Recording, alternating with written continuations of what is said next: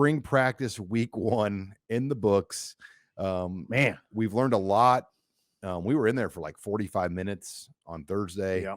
and it felt like mid-season.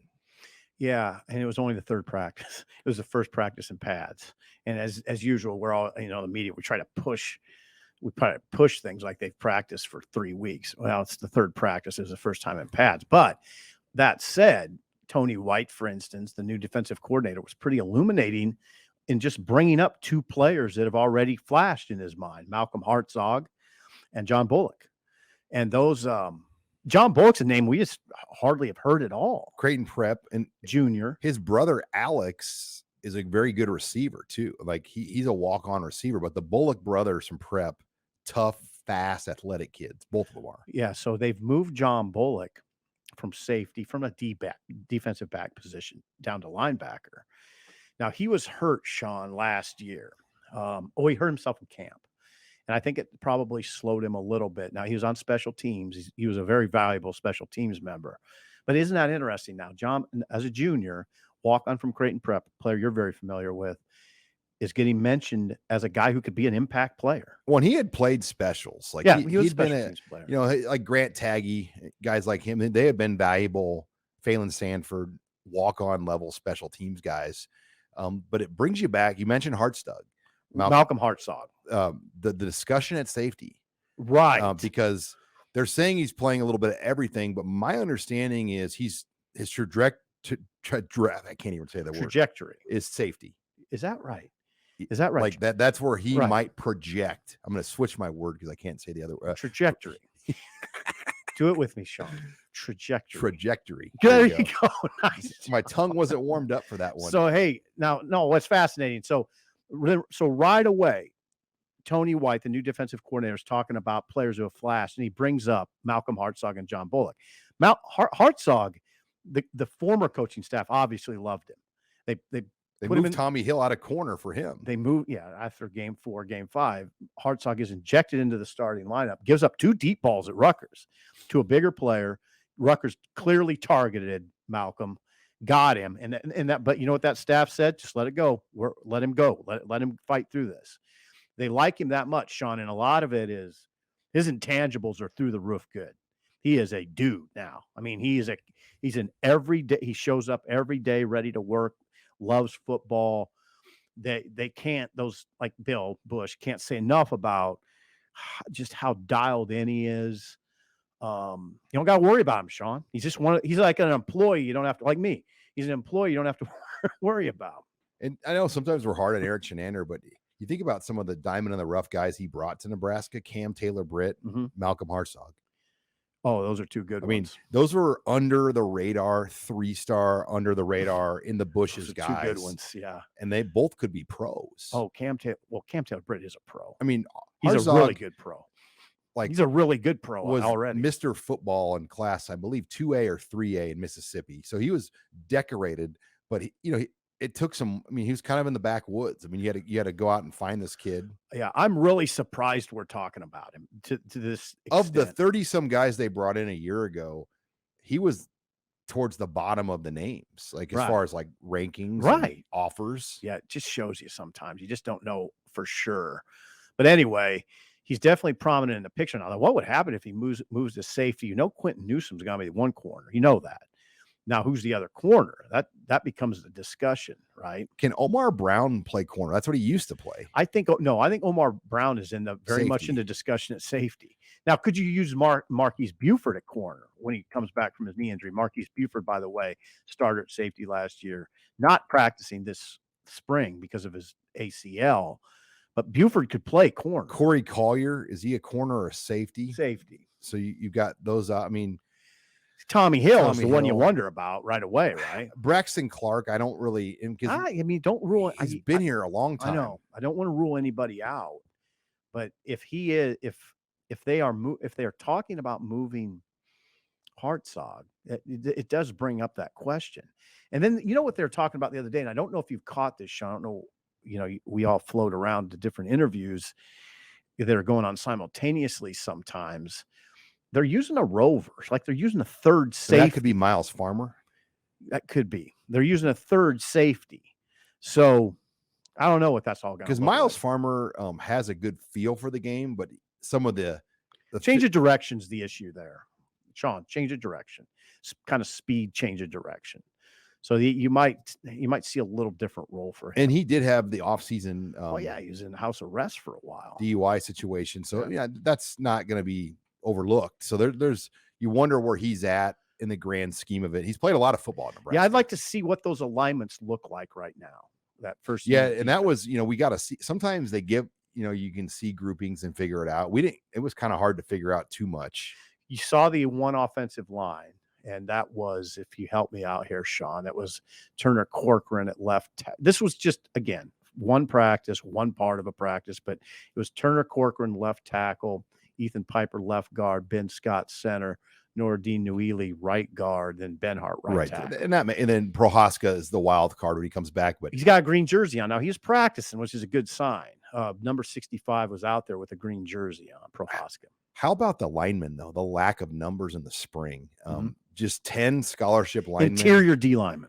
No, O linemen. Oh, O line. Okay, stay with the O line. Yeah. That, because there's a lot of springs at Nebraska where there's 25 offensive linemen. There's 14. 14 with one out. And so there's 9 scholarship linemen available and then 4 walk-ons. And that jumped out to me. That has to be the lowest number of walk-on linemen on the roster. 4. Yeah. And 14's a pretty low number. In modern day history, like I've never seen the walk-on number for Nebraska line that low. Why is it that low? A lot of things. It's just hard.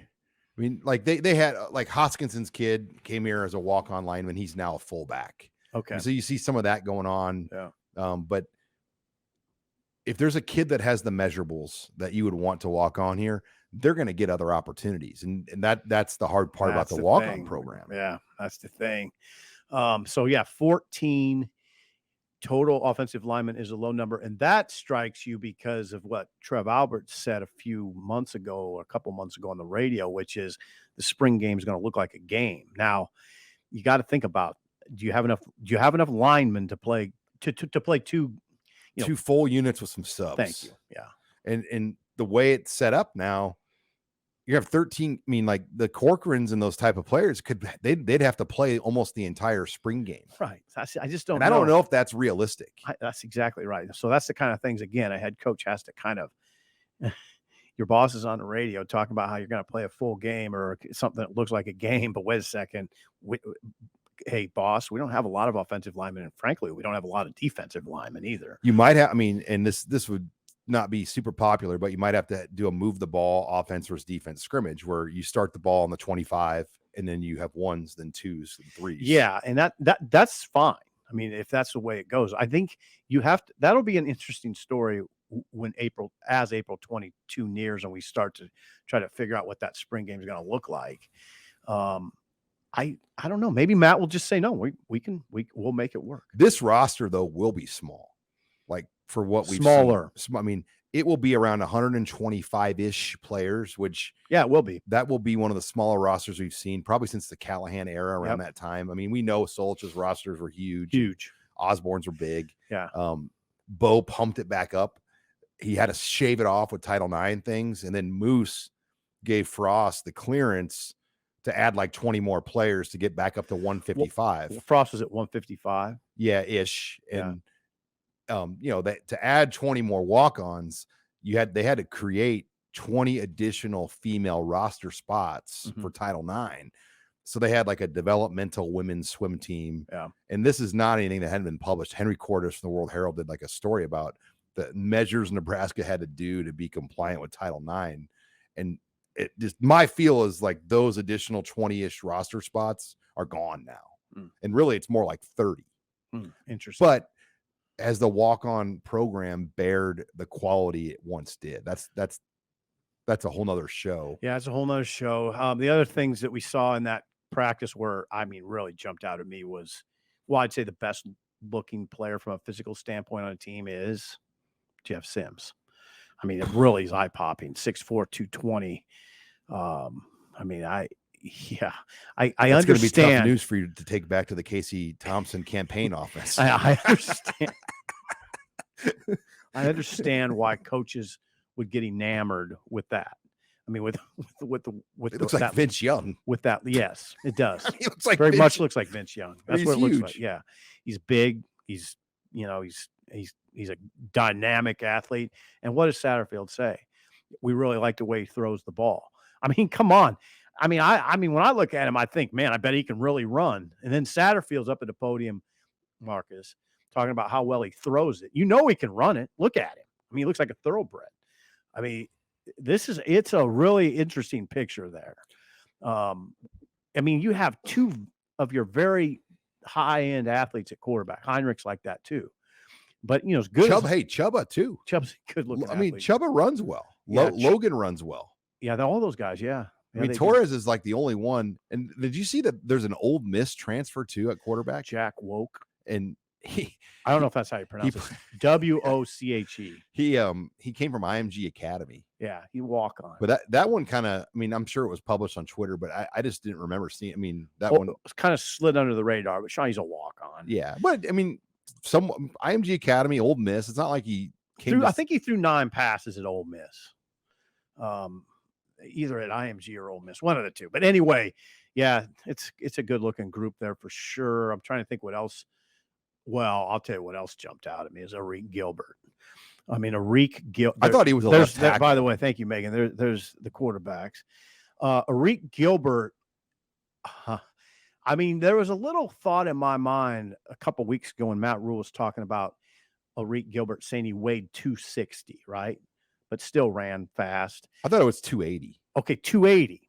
All right. So I thought, what goes through your mind? Oh, okay. Did he report out of shape? No, he didn't. You see him at practice, he's not out of shape. He's in shape. He looks great. He looked like a left tackle. Yeah, but he looks great. Yeah.